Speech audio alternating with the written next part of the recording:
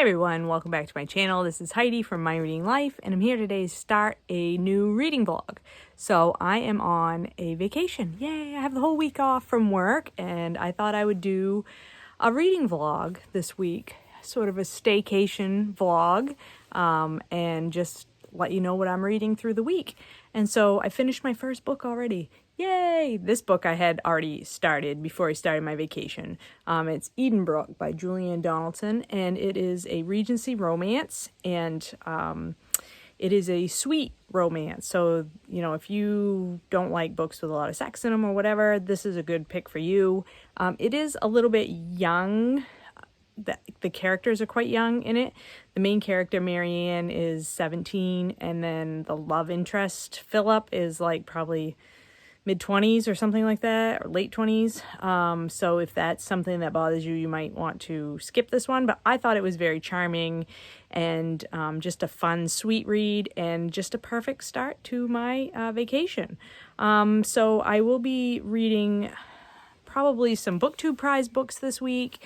I'm reading fiction this time for the BookTube Prize, and I have 4 books to read. I've read 4 of the 6, so I'm probably going to be reading a few of those books this week. I also am going to be reading the latest issue of the Atlantic magazine with Britta, and I just started Cold Comfort Farm by Stella Gibbons, which I'm reading on my e-reader, which is a English novel. I'm not really sure of the time period, but it seems like it maybe is early 20th century so far. I've only just started it, like read the first few pages, so no opinion on that one yet. So I will continue to check in with you as the week goes on and hopefully show you some nice scenery from Maine, because we're not doing anything really but staying up here at our camp and just relaxing and swimming and boating and maybe doing a beach day and you know, stuff like that. So we'll see what I get up to, and I will take you along for the ride.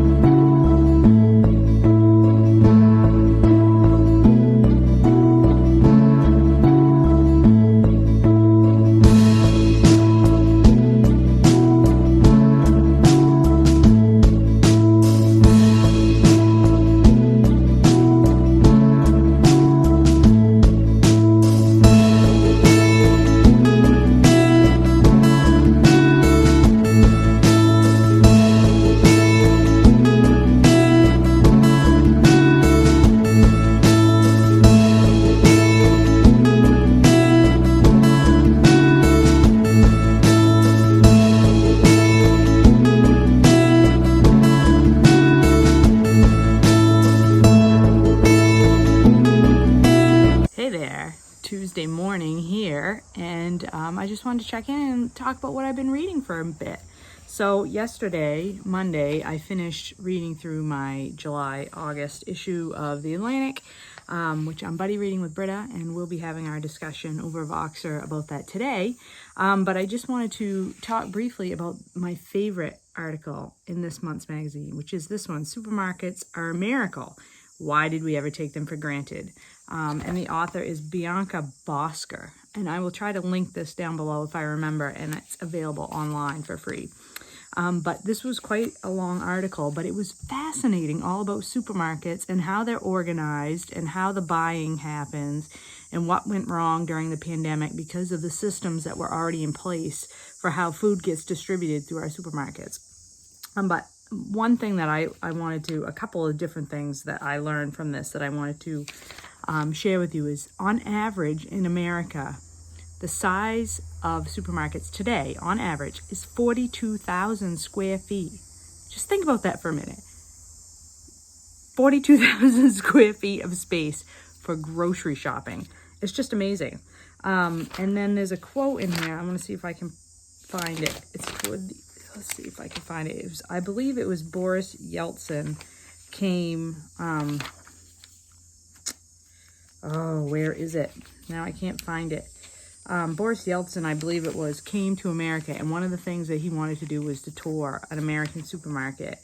And so after his tour, he was quoted as saying something to the effect of, he was just amazed by the amount of variety of canned goods and non-perishable items and perishable items that were available on the shelves of the grocery store, and that he felt bad for the Soviet people because they just didn't have that available to them, and that he knew that their experiment in communism was going to fail because they just simply could not offer anything like that. So I thought that was an amazing quote.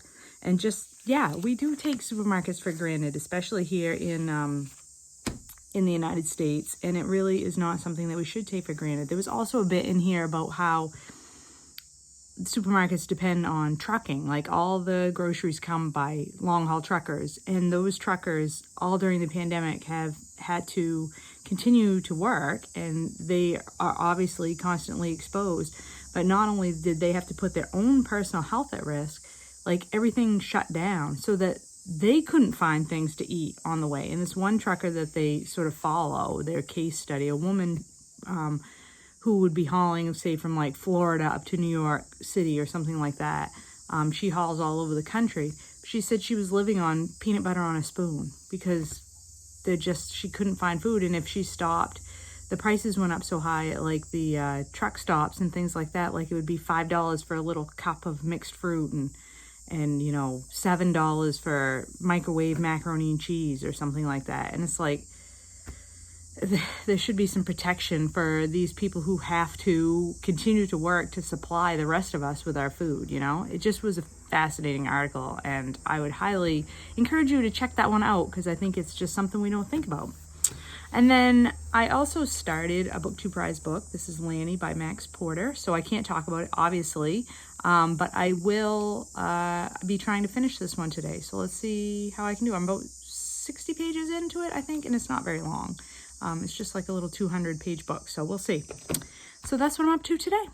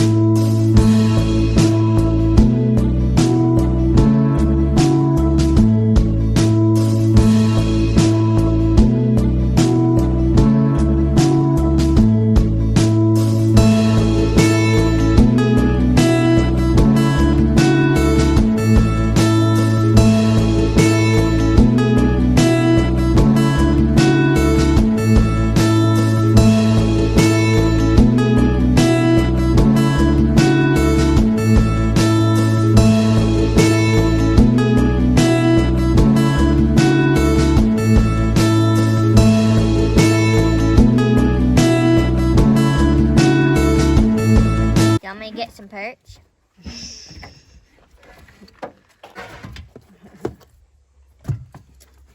What bass?